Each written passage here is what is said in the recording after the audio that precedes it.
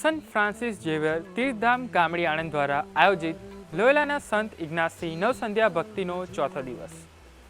આજનો વિષય છે સર્વોચ્ચ નમ્રતા. ઈશ્વરની ઈચ્છાને પ્રથમ સ્થાન આપવું. પ્રિય મિત્રો, આજની દુનિયામાં મોટા બનવાની, આગળ વધવાની અને સૌની પ્રશંસા મેળવવાની ઈચ્છા દરેકના મનમાં હોય છે. ઘણીવાર લોકો આપણા વખાણ કરે અને આપણું નામ મોટું બને એવી અપેક્ષા રાખીએ છીએ.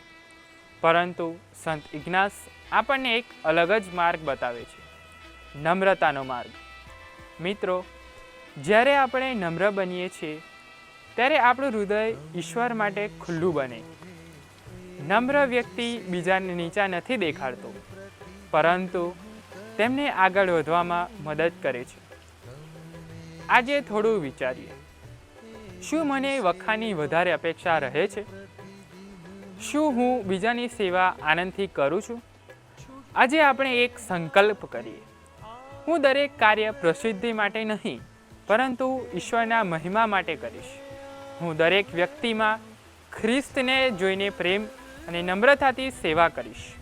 યાદ રાખીએ, જેટલા આપણે નમ્ર બનીએ છીએ તેટલા ઈશ્વર આપણામાં વધુ કાર્ય કરી શકે છે. પ્રાર્થના કરીએ. હે પ્રેમાળ પરમપિતા, અમારા હૃદયમાંથી અભિમાન, સ્વાર્થ અને અહંકાર દૂર કરો. અમને નમ્ર બનવાની કૃપા આપો, જેથી અમે દરેક વ્યક્તિમાં તમારો ચહેરો જોઈ શકીએ. હે સંત ઇગ્નાસ, અમારા માટે પ્રાર્થના કરો.